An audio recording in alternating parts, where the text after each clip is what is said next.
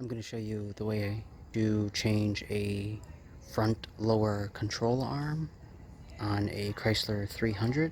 It's similar for many other vehicles, but very important, this is for an all-wheel drive. Not many videos on this, so I thought it'd be very helpful to show you a very detailed guide on how to install the lower control arm. This is a two-part detailed video series. I have another video on removing the lower control arm, which I highly recommend watching before watching this video on installing the lower control arm. The other video shows the problems you could run into when removing, while this video shows how to install the new control arm properly to include torque specs and other helpful tips along the way. I'll leave the link to part 1 in the description below, and all the tools you will need to get, which I'll be mentioning momentarily, will also be in the description below. If you liked either of these videos, please like and subscribe now, and let others know if this project is worth doing or not. You will need about almost 30 tools. Now on to the main tools you'll be using. You need a regular ratchet, a 7/8 wrench or 21mm wrench preferably, 18mm short and deep, very important, as well as you'll need two 21mm sockets as well. These smaller ratchets, you'll need an 8mm deep and with an extension, as well as another one with an 8mm short. And this is actually just for the heat shields, and flat doesn't hurt. And then obviously you'll need a torque wrench that can go up to 130 foot-pounds. Let's get started. Just to provide some quick tips here, there are a total of 6 bolts you're going to remove. One of them you'll just loosen, and then of course there's the heat shield. Taking off all the bolts were pretty easy, not that hard. The hardest part of course was this right there, the ball joint. For me it was just very rusted, and I had to just hammer it from the bottom until it finally popped out and came loose. Before we install it, go ahead and just clean this up. Look at all that stuff in here, right? Clean that up and clean up that side as well. I hammered this and hammered this as much as I could without cracking it much because it is rusty. And I'm doing that just so this opens up a little bit more, so I can fit this in a little bit easier. But let's see what happens here.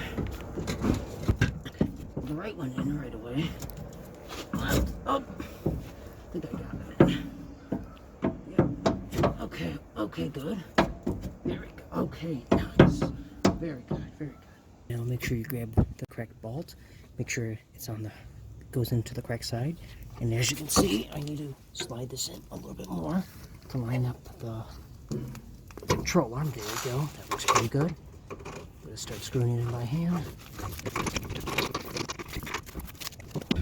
Now get your bolt and start screwing that in by hand. Okay. Now let's do the other one. And we'll tighten these later. Do the same thing as the other side. Put the screw in.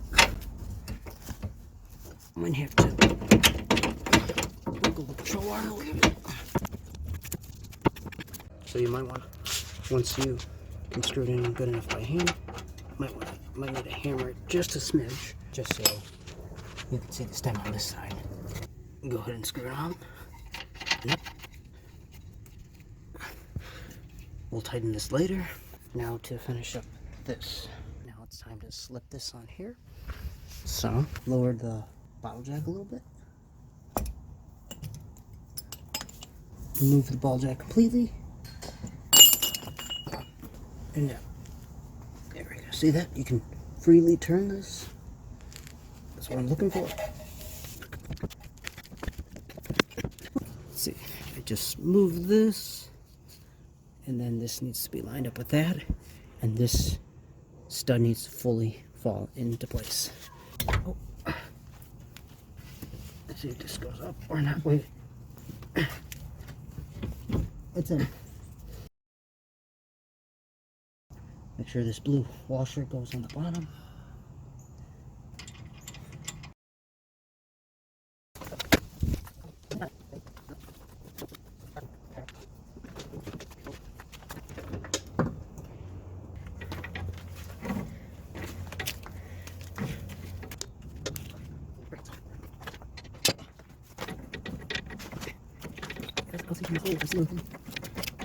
Possible. I'm going to try to push down a little bit. And wiggle it a little bit. Yep, that might work. Yep, I got it. Now, I can just screw. This needs to get pushed up a little bit. Push, push. Yes, keep doing it. Yep, you got it. Okay. Okay.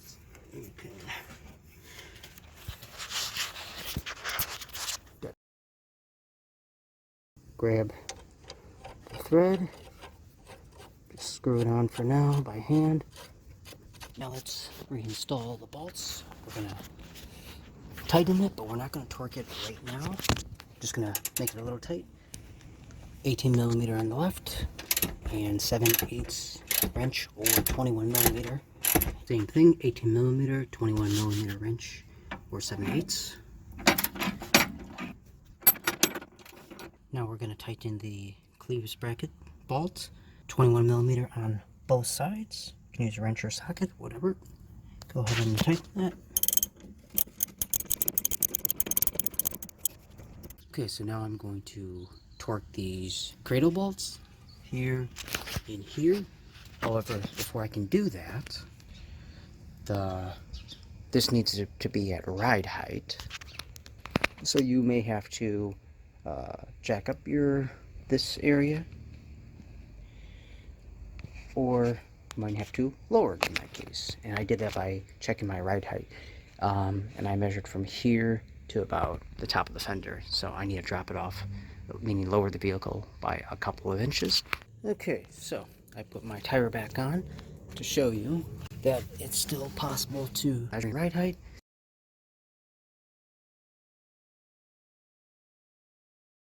.21 millimeter wrench, 18 millimeter socket, short, on a torque wrench. There we go. Okay, nice and tight.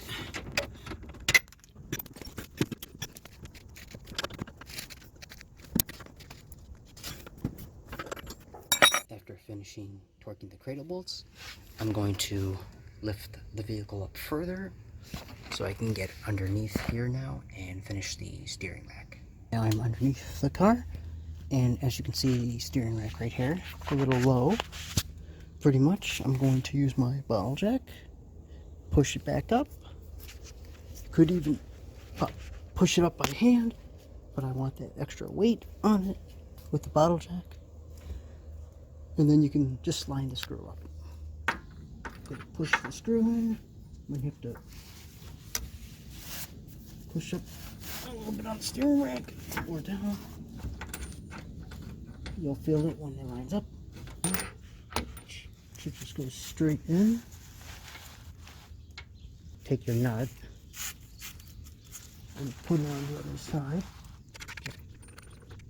We'll tighten that a little later. Let's get the other bolt in. Go ahead and put the other bolt in. Right here. Might have to push this up a little bit just to line it up. That's better.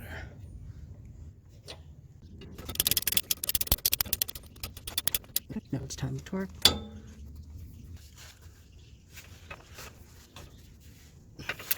There we go. It's tight. Remember, we also loosened that one. There we go. Nice and tight. Now to do the last bolt by the steering rack.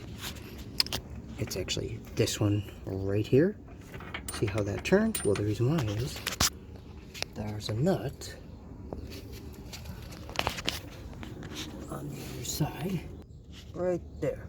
So you gotta put a 21 millimeter or 7/8 wrench on there, and then we'll torque that as well. I'm using a ratchet and a deep 18 millimeter socket on the other side. And then I'm gonna get this right now and torque it to 90 foot-pounds.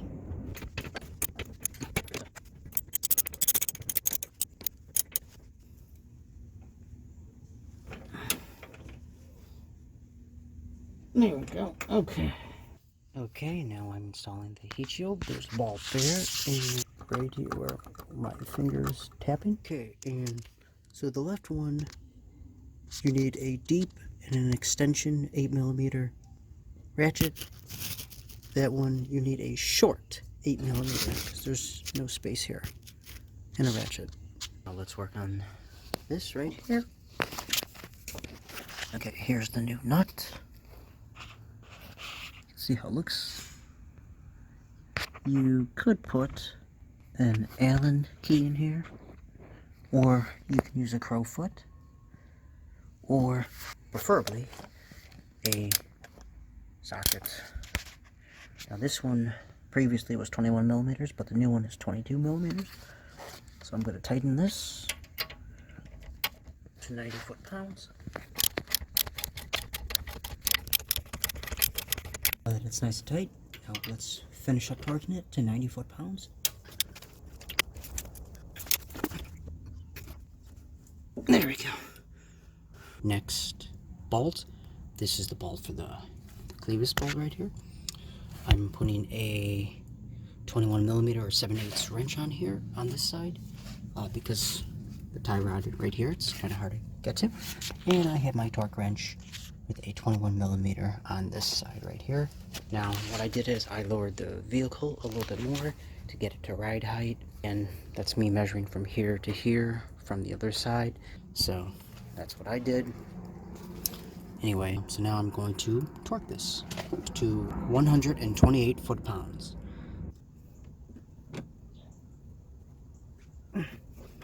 To quickly review, 5 bolts will come off, and 1 bolt by the steering gear will be loosened only, and the heat shield will be removed as well.